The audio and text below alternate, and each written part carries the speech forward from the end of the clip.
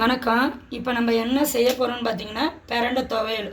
இது வந்து வில்லேஜில் தாங்க இருக்குது. நல்லா நம்ம ஃப்ரெஷ்ஷாக பிடிங்கிட்டு வந்துட்டு க்ளீன் பண்ணியிருக்கோம். எப்படி க்ளீன் பண்ணுறதுன்னு பார்த்தீங்கன்னா, பிரண்டை அதெல்லாம் வந்து கள்ளிச்செடி இது மாதிரி தான் இருக்கும். நல்லா முள்ளுது. இப்படி உடைச்சோம்னா இப்படி வருது பார்த்தீங்களா? இப்படி உடச்சிட்டோம்னா இது மாதிரி ஒரு இந்த நாரை இப்படி எடுத்துடணும். அது மாதிரி தான் நார் எடுத்து வச்சுருக்கு. மறுபடியும் இப்படி எடுத்தோம்னாக்கா இப்படி வரும். இது மாதிரி பட்டையே நம்ம எடுத்துடணுங்க. இது மாதிரி எடுத்து வச்சது தான் இது. இப்போ நம்ம பிரண்டை துவையல் பண்ணுறதை ஸ்டார்ட் பண்ணலாமா? அதுக்கு தேவையான பொருளை பார்ப்போம். பிரண்டை, அதுக்கு தகுந்தது புளி. பிரண்டை வந்து ரொம்ப அரிக்குங்க. இதை நம்ம க்ளீன் பண்ணும்போது கூட நம்ம கையெல்லாம் அப்படியே நம்மன்னு அரிக்கும். அதுக்கு ஒரு லெமன் சைஸ் புளி, ஒரு 10 சின்ன வெங்காயம், பூண்டு ஒரு 5-6 பூண்டு. நான் பெரிய பூண்டு எடுத்துருக்கனால நல்ல ஒரு 6 பூண்டு எடுத்திருக்கேன். மிளகாய் காரத்துக்கு ஏற்றாப்புல, அப்புறம் சீரகம், மிளகு இதை வச்சுக்கணும். தேவையான அளவு உப்பு போட்டுக்கணும். தான் வந்து நல்லெண்ணெயில் பிரண்டையை வணக்கணும். வணக்கினதுக்கப்புறம் தான் அடுத்த வேலை நம்ம ஸ்டார்ட் பண்ண போகிறோம். நம்ம ஃபஸ்ட்டு ஸ்டார்ட் பண்ணுவோமா? அடுப்பை பற்ற வைப்போமா? சரி, சாமியை கும்பிட்டுக்குவோம்.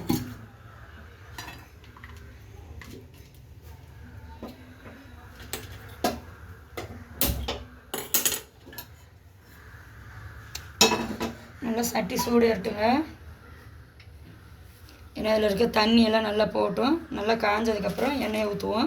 இல்லைன்னா படப்படனா வெடிக்கும் நம்ம மேலேயே. செக்கு நல்லெண்ணங்க தெரியுதுங்களா? சில்வர் டப்பில் ஊற்றி வச்சுக்கணும். பிளாஸ்டிக் டப்பில் ஊற்றி வச்சுக்கணும். நல்லதில் நல்ல எண்ணெய் ஊற்றிக்கணுங்க. அப்போ தான் இதோட அரிப்பெலாம் நம்மனப்போனால் இது போயிடும். நல்லா எண்ணெய் ஊற்றி வச்சுருக்கோம். கொஞ்சம் காயட்டும். நல்லா பார்த்திங்கன்னா எண்ணெய் காஞ்சிச்சு. நல்லா சூடு தெரியுது. இப்போ நம்ம இந்த பிரண்டை எடுத்து க்ளீன் பண்ணி வச்சுருக்கதை எடுத்து போட போகிறோம். நல்லா ஆவி வருது பார்த்திங்களா? தெரியுதுங்களா? அதை படங்க பாருங்க.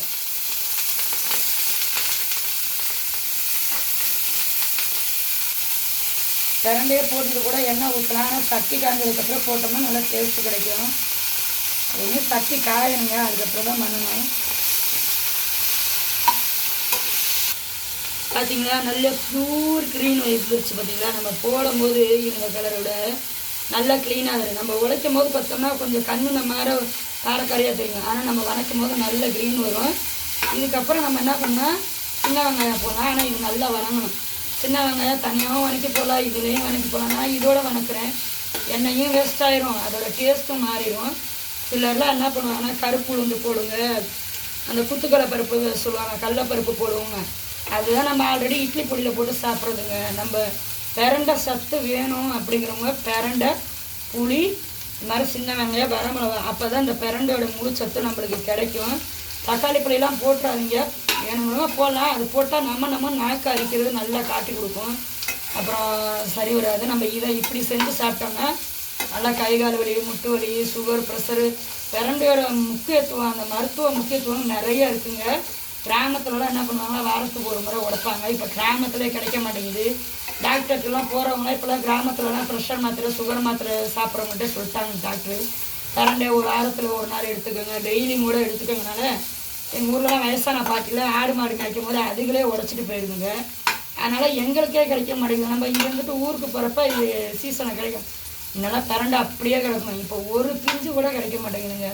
இது மாதிரி செஞ்சு சாப்பிட்டு பாருங்கள். இப்போ நம்ம என்ன பண்ணோம், நல்லா வணங்கி வச்சு தெரியுங்களா? லைட் கலர் அப்படியே கொஞ்சம் சேஞ்ச் ஆகிடுச்சு. இன்னும் கொஞ்சம் நேரம் வச்சுருந்துட்டு நம்ம வெங்காயத்தை போடுவோம். இந்த வெங்காயம், பூண்டு நல்லா நறுக்கி வச்சுக்கணும்.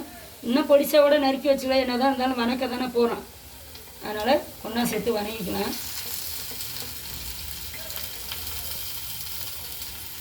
இந்த பிரண்டையோட ஸ்மெல்லு நல்ல வாசனமாக இருக்குங்க.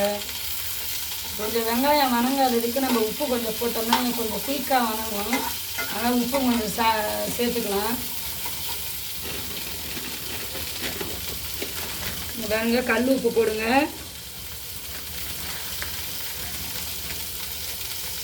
உப்பு தேவைக்கு ஏற்றாப்புல. ஃபஸ்ட்டு பார்க்கையில் நிறைய இருக்கிற மாதிரி இருக்கும். நம்ம கம்மியாக தானே செய்ய போகிறோம். ஆனால் உப்பு தேவைக்கு ஏற்றாப்புல போட்டுக்கணும்.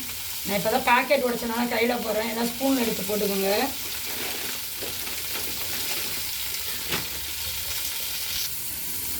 சீரகம் சேர்த்துக்கோங்க.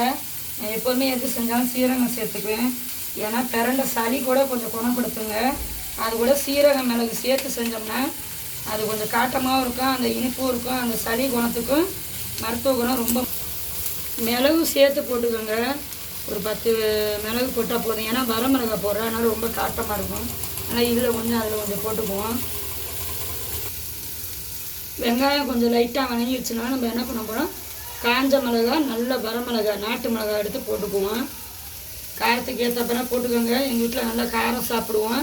ஏன்னா வெறும் சாதத்துக்கு நம்ம பரட்டி சாப்பிட்றதுனால கொஞ்சம் காரம் தேவைப்படும். போட்டு நல்லா வணக்கணும்.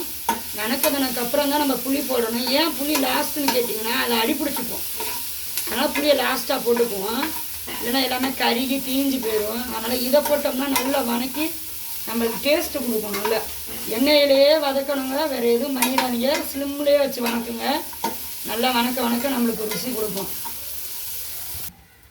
நம்ம வணக்கத்துக்கு அப்புறம் பார்த்திங்கன்னா கம்மியாக தெரியுது, அதனால் புளியை பார்த்து போட்டுக்கோங்க. போட்டுட்டு ஒரு 2 நிமிஷம் போட்டு வணக்குங்க.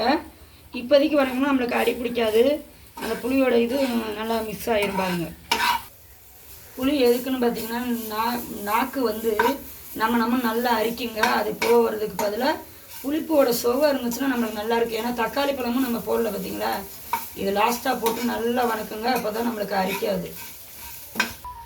புளி போட்டோன்னா அந்த கலர் எல்லா இடத்துலையும் பட்டு அது நல்லா கருப்பாக தெரியுதுங்க. நல்லா தெரியுமா தான் லாஸ்ட்டாக. அதனால் ஸ்டார்டிங்லேயே புளி போடாதீங்கன்னு சொல்கிறது. ஏன்னா அடி பிடிச்சிக்கும், கலர் ரொம்ப சேஞ்ச் ஆகிடும். அதேமாதிரி வரமிளகா வந்து ரொம்ப வறுக்கக்கூடாது. ஏன்னா கலர் மாறிடும். கலர் மாறினாலும் நல்லா ருசியாக இருக்குங்க. இப்போ நம்ம மிக்சியில் இதை ஆற வச்சுட்டு அடிப்போம், வாங்க பார்க்கலாம். இப்போ இது சூடு ஆறிடுச்சுங்க, நம்ம மிக்சியில் போட்டு அடிப்போம், வாங்க பார்க்கலாம்.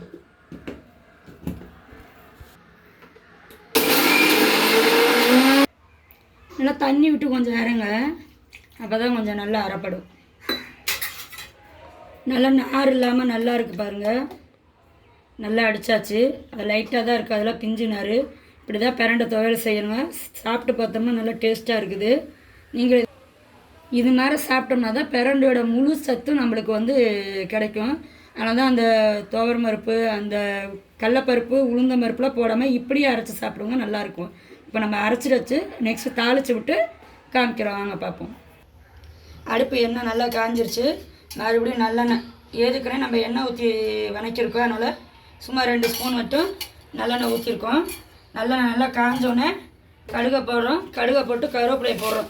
இது எதுக்குன்னு பார்த்தீங்கன்னாக்கா நம்ம அப்படியே சாப்பிட்டோம்னா ரொம்ப நல்லதுங்க. தாளிக்காமல் எண்ணெய் சேர்க்காமல் இதை இப்படியேவும் சாப்பிட்லாம். சிலருக்கு பிடிக்கலனாக்கா அந்த எண்ணெயை ஊற்றி வாக்கணும்னா இன்னும் அந்த கொஞ்சம் பச்சை வாசம் தான் போயிடும். அதனால் நம்ம மறுபடியும் அது மாதிரி தாளிக்கிறோம். ஆனால் இப்படியே சாப்பிடுங்க, சாதத்தில் போட்டு பரட்டி ரொம்ப நல்லது. அந்த பருப்பு இந்த பருப்பும் போட்டு சேர்த்துக்காதீங்க, இதோட சத்து கிடைக்காம போயிடும். ஏன்னா இட்லி பொடியிலே அது மாதிரி செஞ்சு சாப்பிட்றோம். இட்லிலேயே உளுந்து போட்டு சாப்பிட்றோம், உளுந்த வடையும் சாப்பிட்றோம். ஆனால் பிரண்டைங்கிறது நம்மளுக்கு கிடைக்கிறது ரேரு. அதனால் அதை அப்படியே செஞ்சு சாப்பிடுங்க. இப்போ நம்ம நல்லா எண்ணெய் காஞ்சிருச்சு தெரியுதுங்களா. ரொம்பவும் தீய விட்டுக்கூடாது. போட்டோன்னே படப்படம் பொரியணும். பொரிஞ்சிச்சுன்னா தான் அந்த கடுகோட ஸ்மெல்லு வரும். மேலே தெறிக்குது, எட்டி நின்று தான் பண்ணணும். கருவேப்பிலை பார்த்துக்கோங்க போடுறேன், சும்மா கம்மியாக போட்டுக்கோங்க.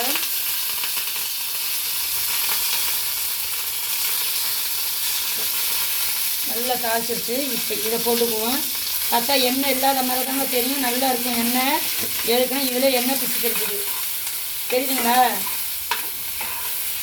இதை சும்மா ஒரு பெரட்டிட்டு பெருங்காயத்தூள் போட்டுக்கோங்க. பெருங்காயத்தூள் போட்டோம்னா கொஞ்சம் நல்லதுங்க, அதுவும் கொஞ்சம் ருசி கொடுக்கும். சும்மா கம்மியாக போட்டுக்கோங்க. இது மாதிரி போட்டு ஒரு பரட்டி விட்டுருங்க. அடுப்பை சிம்மில் வச்சுக்கோங்க. இப்படி கிண்டி விட்டுருக்கோங்க. அடி பிடிக்கிற மாதிரி இருக்கும், ஆனால் அது அடி பிடிக்காது. இப்படி கிண்டி விட்டோம்னா அவ்வளோதாங்க, சாப்பிட்டோம்னா நல்லாயிருக்கும். அடுப்பை ஆஃப் பண்ணிட்டேன். இப்போ பாருங்கள் காட்டுறேன். இது நல்ல ருசியாகவும் இருக்குங்க. இது இட்லிக்கு, சப்பாத்திக்கு, தோசைக்கு எதுக்கு வேணாலும் வச்சு சாப்பிடலாம். கார சட்னிக்கு ஈக்குவலாக இருக்குங்க, நல்லாயிருக்கும். இது குழந்தைங்களாம் பசியை தூண்டுறதுக்குலாம் நம்ம பூண்டு போட்டிருக்கோம், சீரகம் போட்டிருக்கோம், சின்ன வெங்காயம் போட்டிருக்கோம், பெருங்காயத்தூள் போட்டிருக்கோம். முக்கியமானது நல்லெண்ணெயிலே நம்ம செஞ்சுருக்கோம். நல்லெண்ணெய் சாப்பிட்டா நம்ம எலும்பெல்லாம் நல்லா வலுக்கூடும். நல்லெண்ணெய் இல்லாதவங்க எந்த வேணாலும் யூஸ் பண்ணிக்கலாம். கடலெண்ணெய் கூட நம்ம யூஸ் பண்ணிக்கலாம். இது முக்கியமாக எடுத்துக்கோங்க, நல்லபடியாக சாப்பிடுங்க. எல்லோரும் ஹெல்த்தியாக இருங்க. வீடியோ பிடிச்சா லைக் பண்ணுங்கள், ஷேர் பண்ணுங்கள், கமெண்ட் பண்ணுங்கள், மறக்காமல் சப்ஸ்கிரைப் பண்ணுங்கள் ஃப்ரெண்ட்ஸ். இந்த மாதிரி கிராமத்தில் செய்யும் போது நேரம் கிடச்சுன்னா அப்போவும் நாங்கள் வீடியோ எடுத்து போடுறோம். இந்த மாதிரி நிறையா போடுறோம். லைக் பண்ணுங்கள் ஃப்ரெண்ட்ஸ். பாய், நன்றி, வணக்கம்.